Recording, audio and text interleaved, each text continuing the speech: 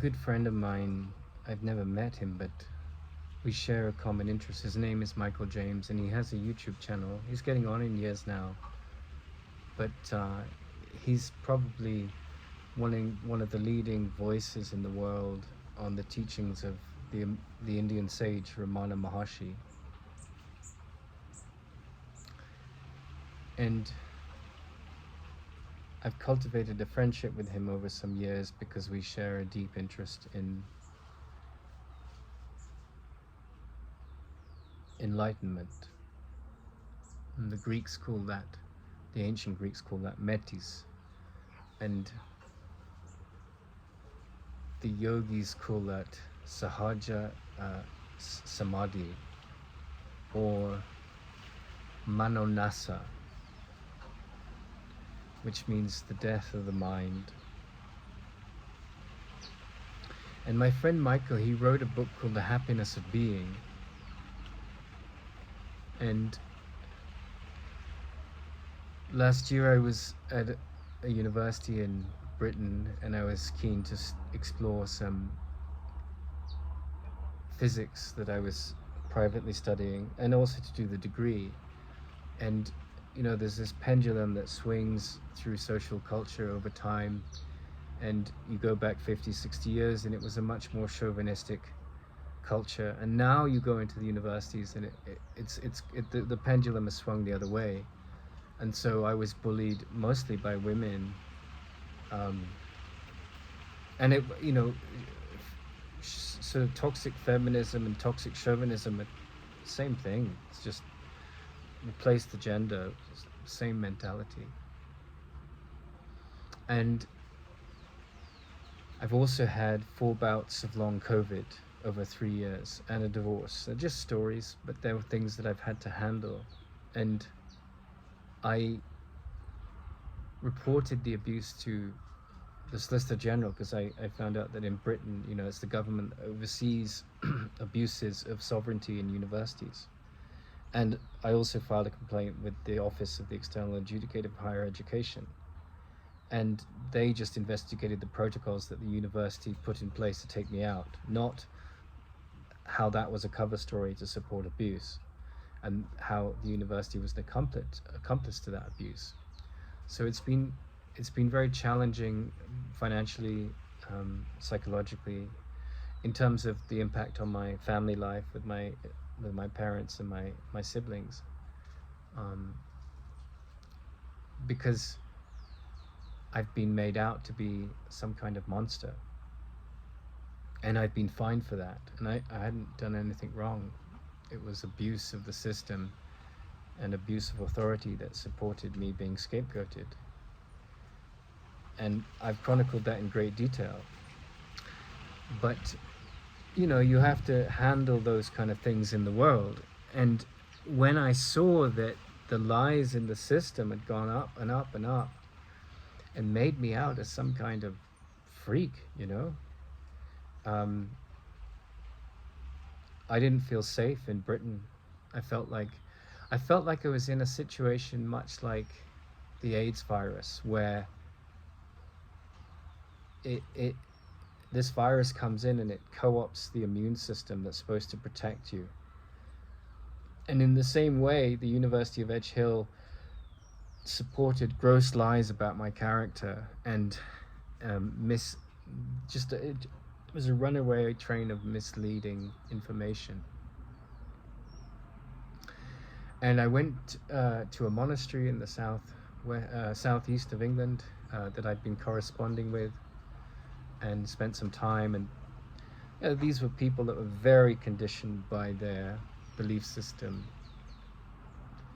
And I've spent my whole life questioning belief systems, because while conviction is a good thing and standing for things that are righteous and wise,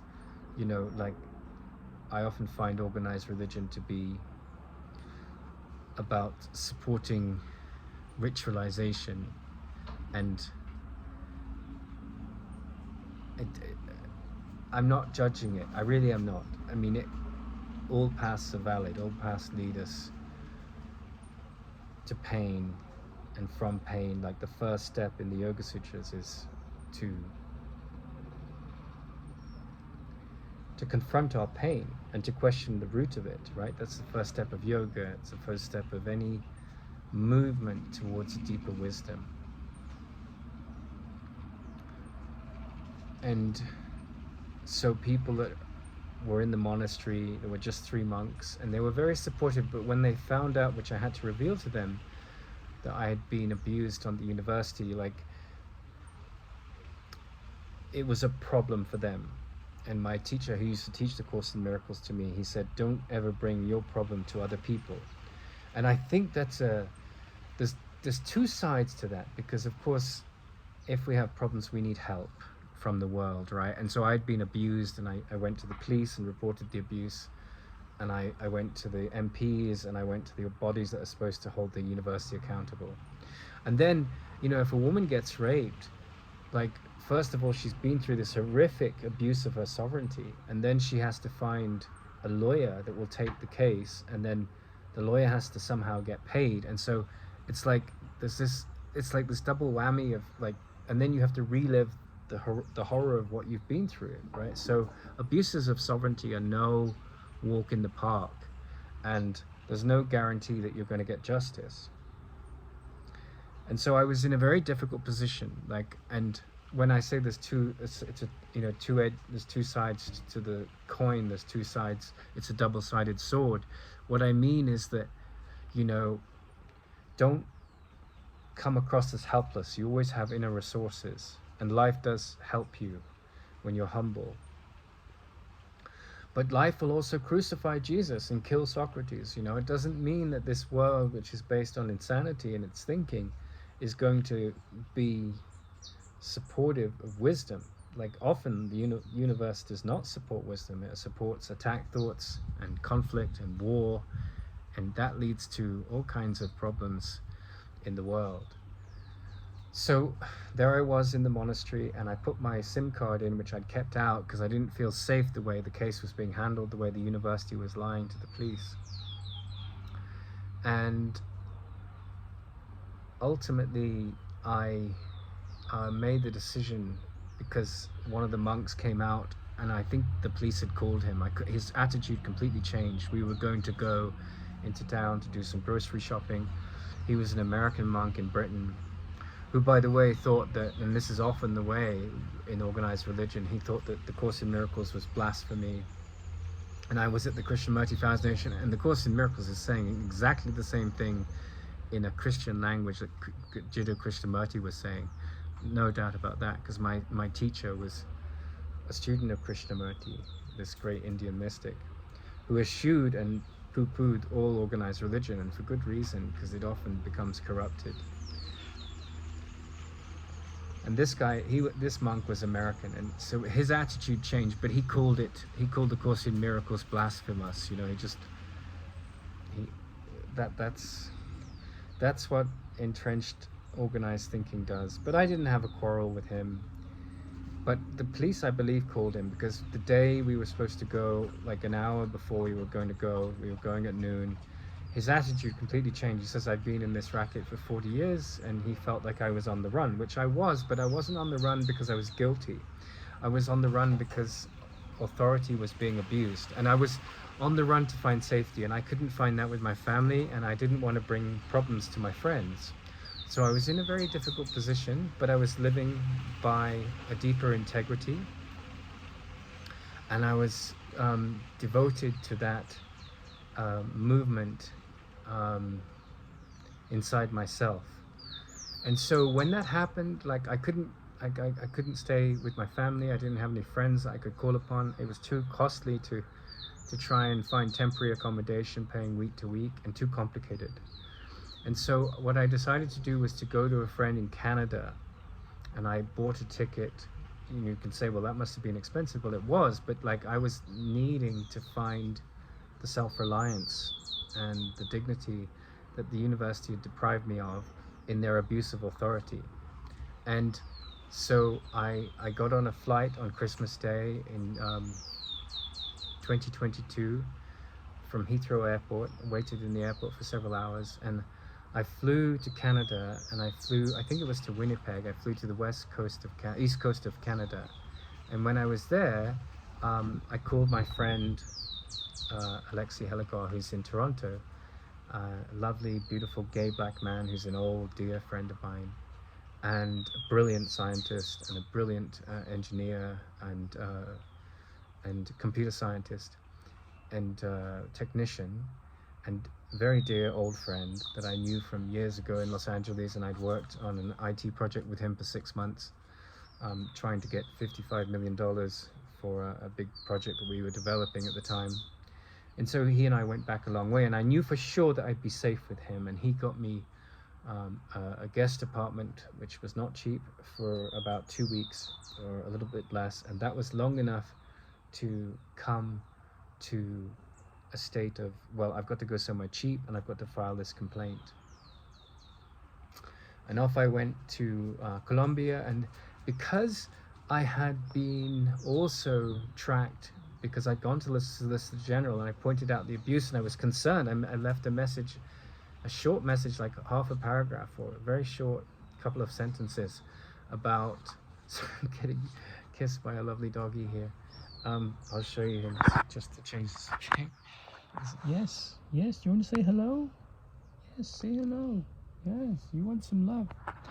So she's on my lap, and I'll keep talking, but so you know what's going on. So I flew to a friend paid for a flight because I needed somewhere to be that was cheap, right, and where I could take on the abuse that the university had supported against me.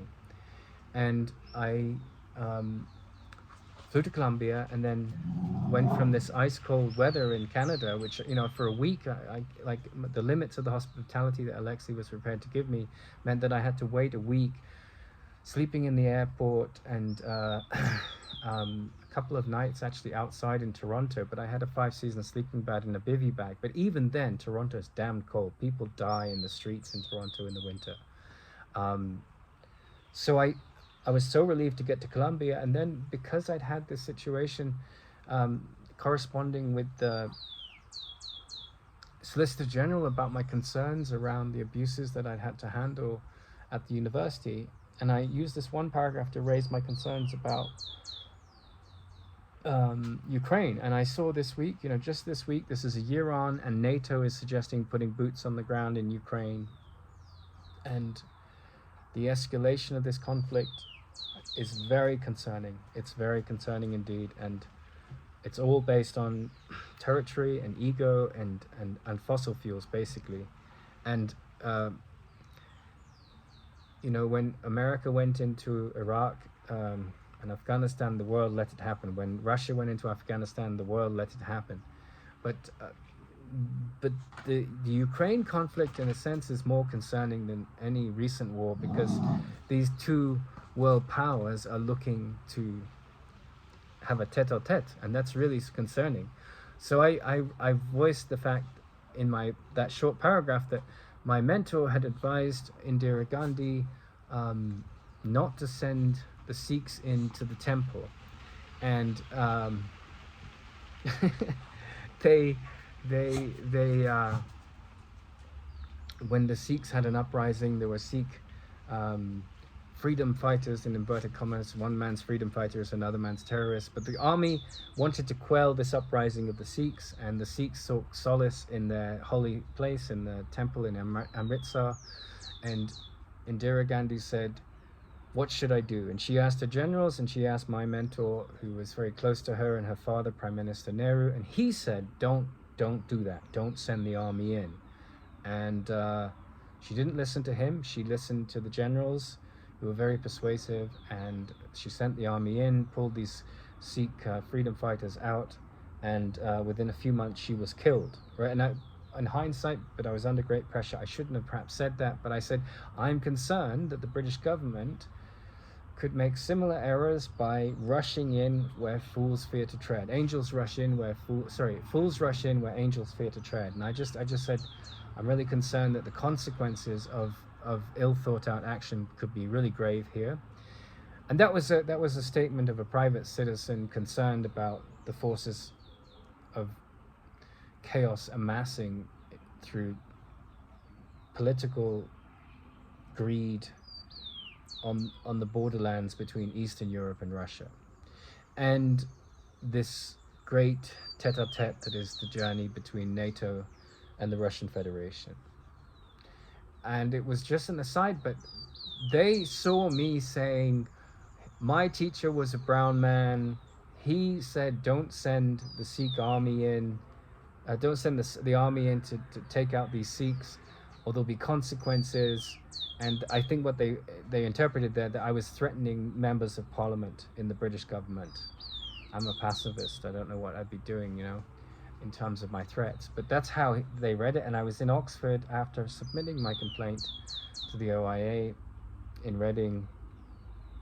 And I was definitely trailed by some serious police, like the undercover police from the Thames Valley Police. I've submitted a request for the information of the days that happened. It was one particular day. It happened in the Bodleian Library in Oxford and elsewhere, and in a youth hostel, and it was very and in a cafe, and it was very disconcerting, and it was very clear to me that people were very on edge, and I was a suspect as someone that was threatening national security. I wasn't, but they had suspected me of that, and I had to handle it. And I wrote, when they tried to sort of apprehend me, or in the process of doing it, I wrote to the Solicitor General and Amnesty International and a bunch of newspapers, and I said, fine, like, if you really think I'm what you say I am, then I'm writing to Amnesty International, because I want my rights protected. And all this started with a bunch of women and a young man who threatened me with physical violence, looking to support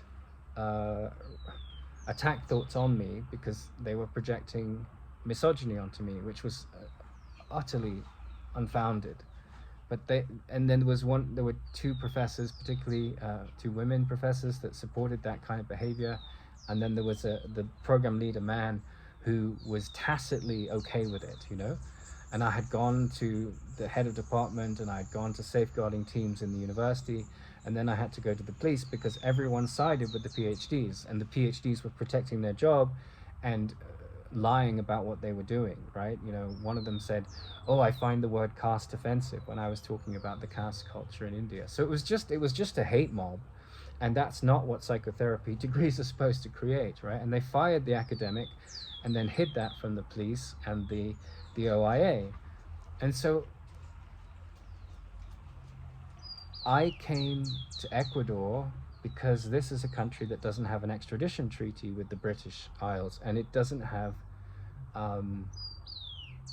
not only that, it is a country that I spent almost a year in 30 years ago, so I'm familiar with the culture more so than Colombia, and I felt a bit safer here. And I crossed the border. I took a 20-hour bus across Colombia, 25-hour bus. Like literally got off the plane in the morning, was on a bus by mid-morning, 11 o'clock, and then by halfway through the afternoon the next day, I was across the border in Ecuador, and I took some cash out of the bank, and I asked the security guard, I need to go somewhere warm that's cheap. And that's where I ended up. It's a place in near Ibarra called Ambuquí. And I came here and I slept in a field. I got here about, I think, around 11 o'clock at night, because it took me, I think it's about 3 or 4 hours from where I was coming from, and then on the bus. And so I got here about 10 or 11, I think, having left around 7, thereabouts. And I lay down in a field in my sleeping bag, and I put a bivvy on top of it, and I slept till about 3 a.m. and then this big dog across the field came out, and he was protecting his family, but I was protected from him by a fence. And then I walked about 200, 300 yards inland, away from the you can hear it in the background, the Pan American Highway, which is where the bus travels south from the border with Colombia. And I went back to sleep, and I woke up very early, and I walked out. Obviously, this is a very remote rural area, and it's right on the equator, and it's beautiful climate all year round. And I walked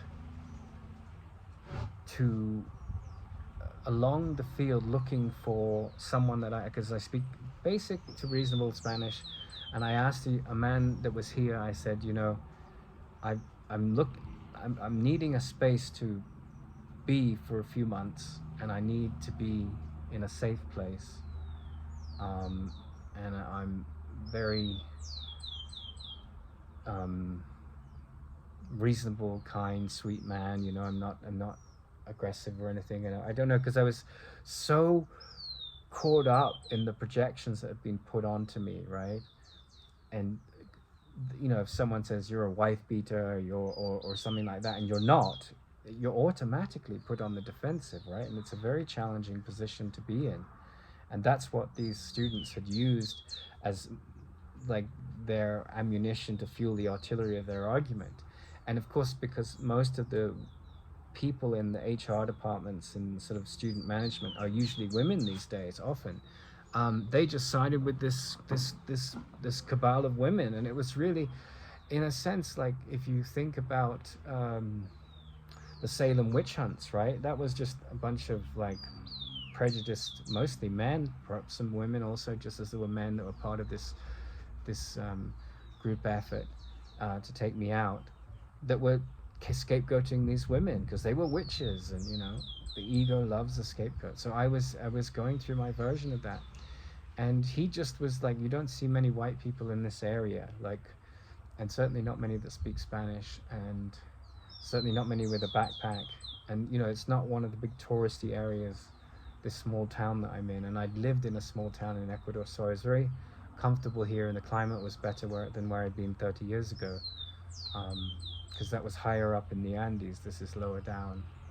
And the man said, "Mi casa es tu casa, my house is your house." And he had a second house, and that's where I'm sitting now. And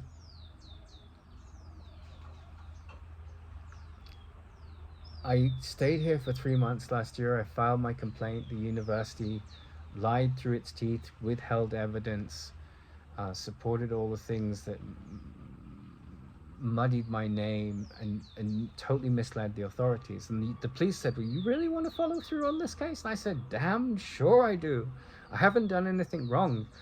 I would only want to drop it if I wasn't an innocent man, right? Which I am." So they still haven't put a police officer on the case. So they said, "We'll do it within a few weeks." That was a year ago. And then I wrote to them a couple weeks ago, and I said, "Are you going to do it, please?" And they said, "Give us a few weeks." So they've said that twice now, and still nothing. But how does this have any relationship with this book by my friend Michael James, The Happiness of Being? Well, the teaching of Ramana is that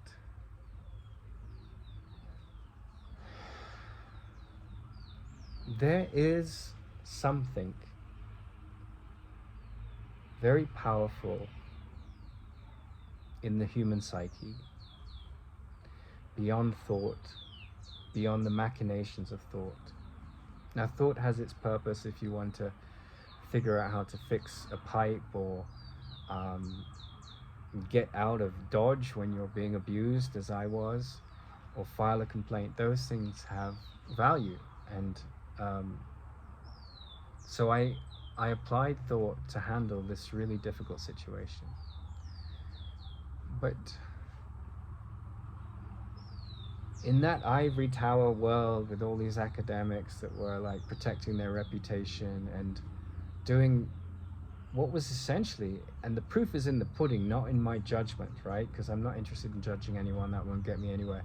But a fairly mediocre job, because they were sponsoring like misandry, and they were sitting there at the same time as doing that, saying no judgment here and so forth. There was a lot of judgment in the room. Wherever you go, there's judgment, you know, and where it gets nullified, ended, is in your mind. So I'm telling this story because there's so much drama in what I've said so far. Like, and it's not just drama between, like, myself and this one student that started to project all these dark things onto me, and then her friends that join in and look for a scapegoat and project all their angst on the world that is hidden inside them, and they don't even know, they're not conscious of the fact that they're choosing to scapegoat people, right? And everyone does this. But then it becomes this mob, right? And then it's like, let's take this man out. And in the background, there's this quiet whisper that's saying, this course is about unconditional positive regard, enlightened empathy. And I pointed out that it's about the ending of attack thoughts to create safety. And that was threatening to them. But it's the truth. Like, where there's attack thoughts, safety is going to be absent. So in the context of all this drama that went from that level to the academics that supported abuses of power, to the head of department that supported abuses of power, to the safeguarding team that supported abuses of power, to the people close to the vice chancellor and the head of the director of studies that definitely supported abuses of power, to the police that gave credence to this abuse of power and didn't question it, to the operating body, the OIA, that's supposed to hold those people accountable who supported the abuse of power, to the Solicitor General who helped put out the whisper, his team, to the police that I was a threat to the national security, which I wasn't. And I've submitted requests for those files on the police in their case, and they've redacted it because it's at the highest level of British security. So all the way up to the point where I have to flee the country, so international, you begin to see that the thought system of the ego, it doesn't matter at what level that you look at it, it's the same creature. It's deceitful, it's insecure, it's based on attack and defense, and it's based on fear. I'll lose my job because I'm supporting abuse of a student and he's pointing it out, and I don't want that to be, so I'll make him out as a monster, which is what Sue Price did. And I'm not here to undermine these people. They did that in their own,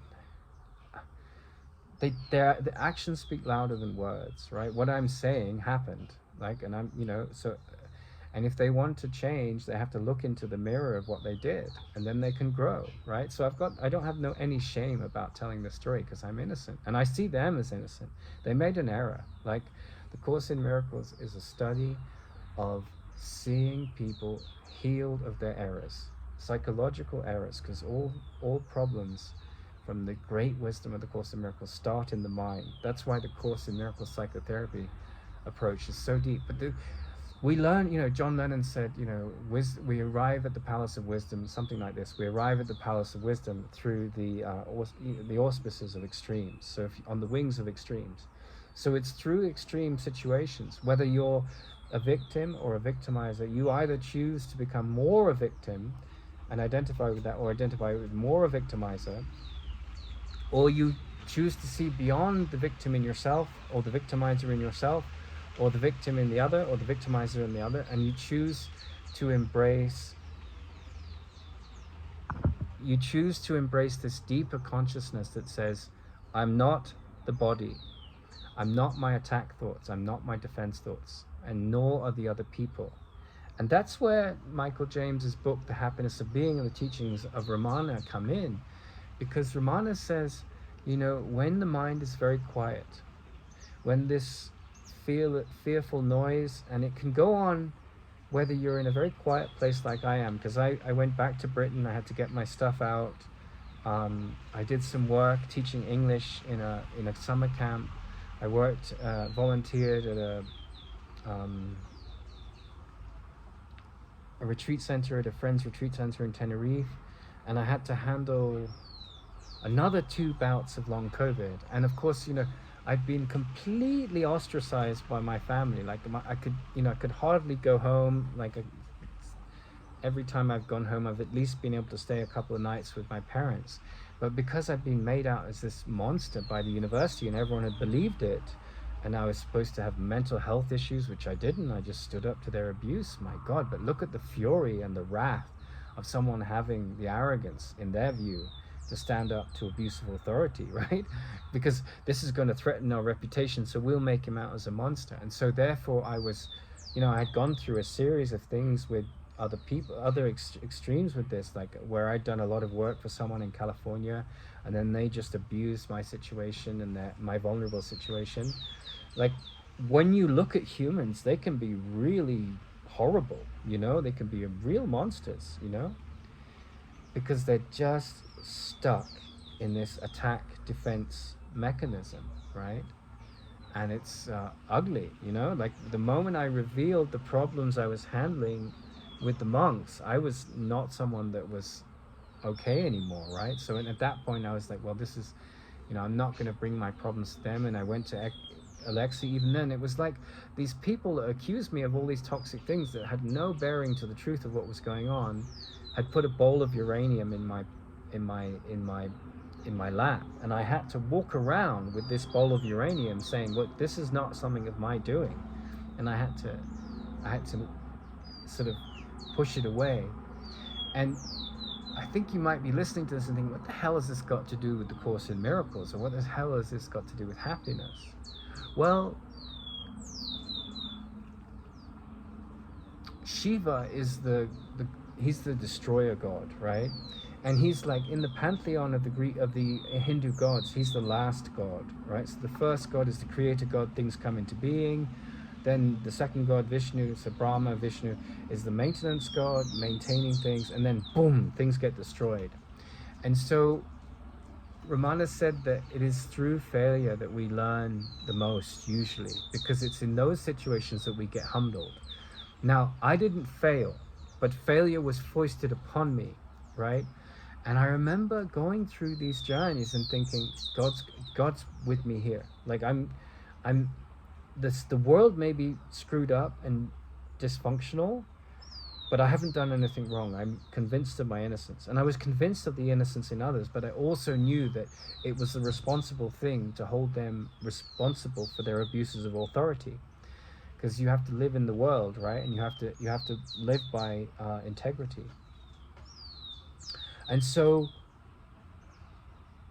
I remember getting to the field in Ecuador, and it was just like, oh my God, I'm in Ecuador. Like 3 weeks earlier, I was on a degree course taking a path to psychotherapy, and then I was attacked by a mob, and that mob was supported by the Edge Hill professors. And here I am in the field, right? And this man says, my house is your house. You have a home. And he hardly knew me. But I had this intuition that I would end up somewhere where I would be protected. So I went back to Europe from here last March, and then I came back here again from Europe in December 23.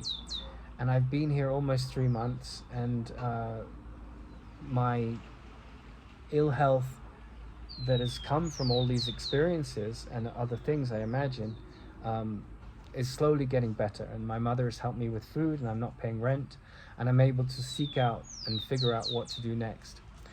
But why is this related to happiness of being? Because it's put me through a shoot of such craziness in the world.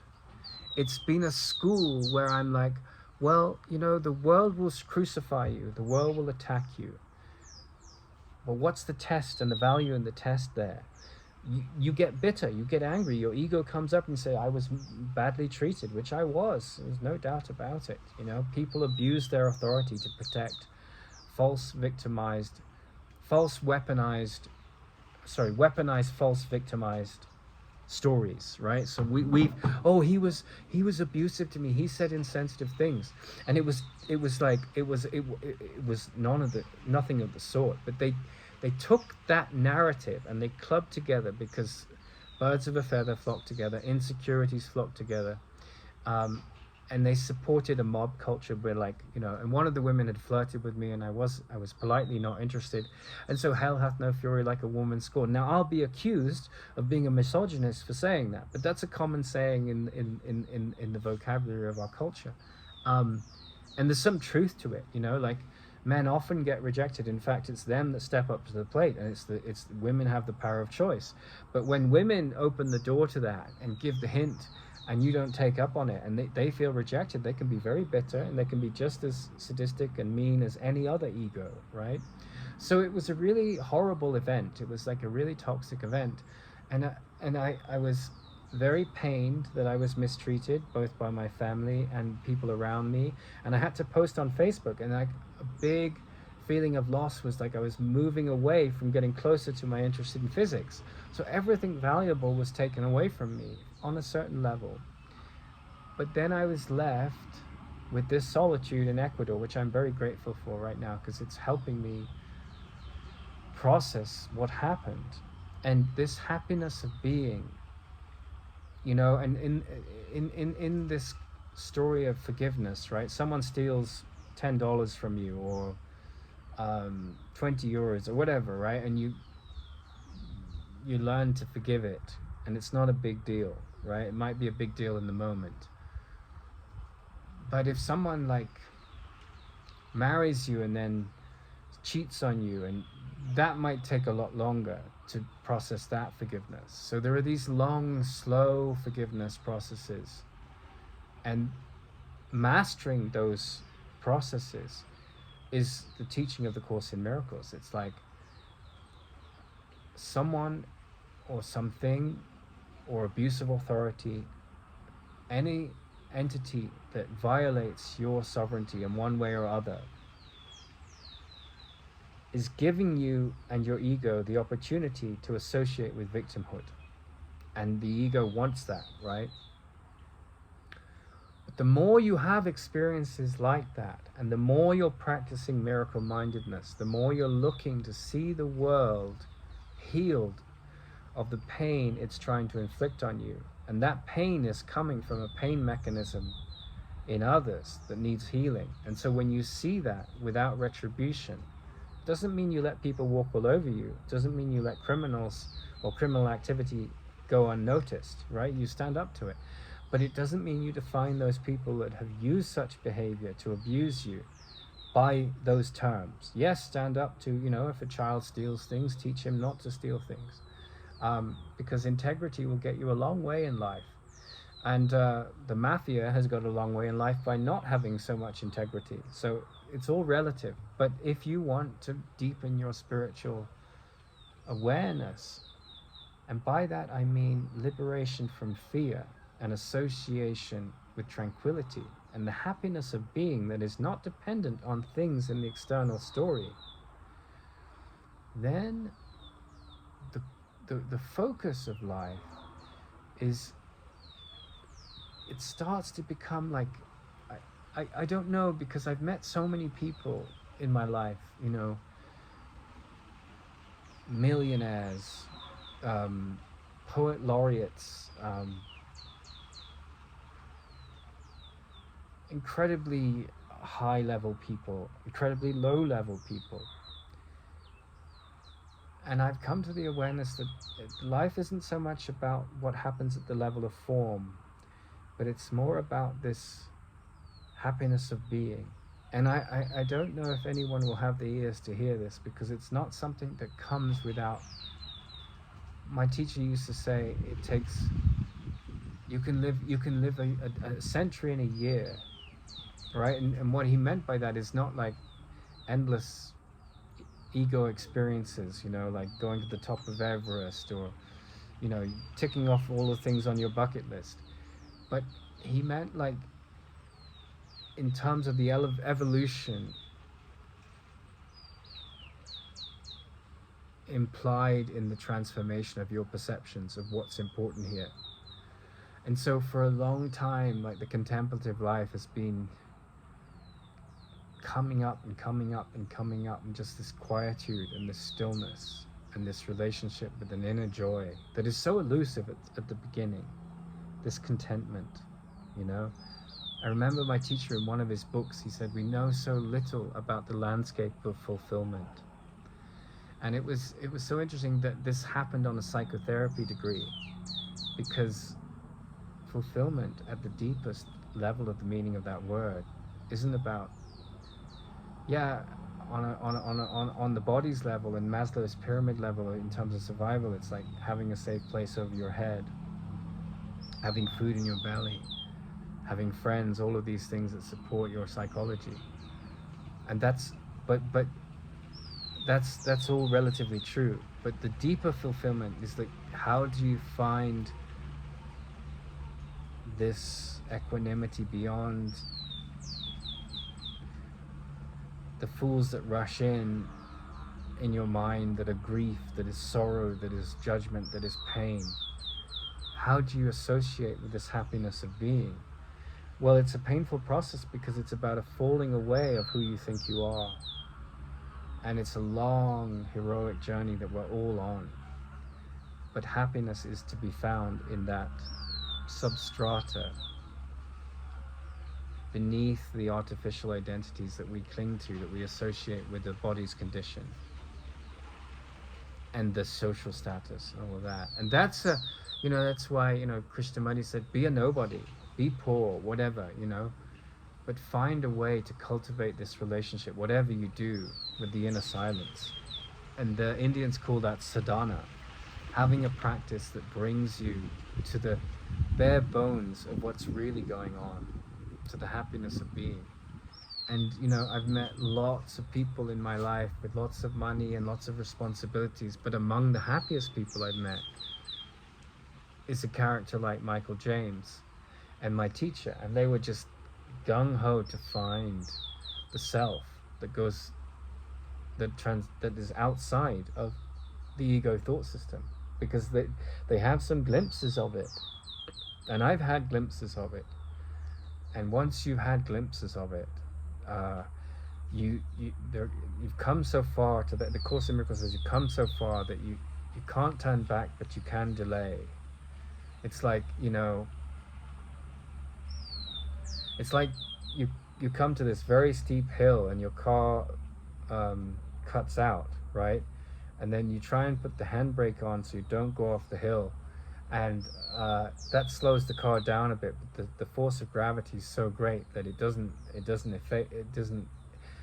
stop the inevitable, which is you slide off the slope of the ego thought system and you fly off into the valley of spirit. And you kind of die. The mind dies. The identity that you associate with dies. So in this horrific set of experiences where my ego was like, "Rah! Right, this is very scary, this is very frightening," there was another muscle that was developing, that was trusting that life was pushing me to the most difficult test, to have gratitude for everything that was unfolding. And there was a huge amount of resistance to looking through the lens of gratitude.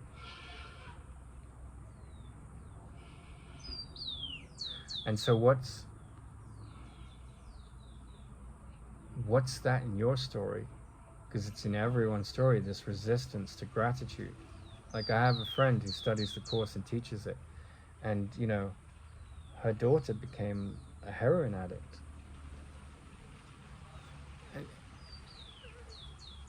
How do you look at that?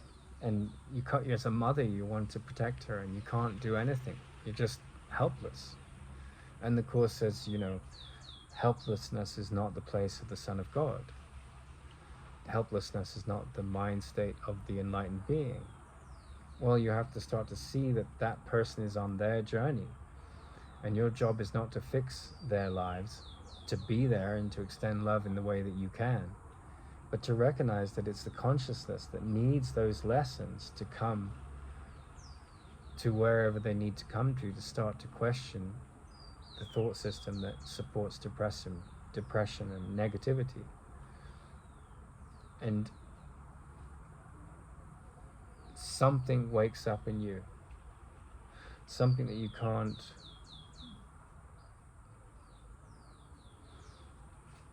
stop.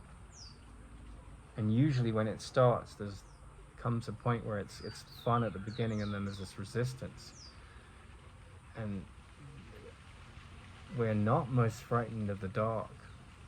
We have to go into the dark to face our fears, but we're most frightened of the light that leads us through them. We want to wallow in our misery. We want to have friends that support our attacks on the opposite sex so we can feel justified and better than others. But that's just immature.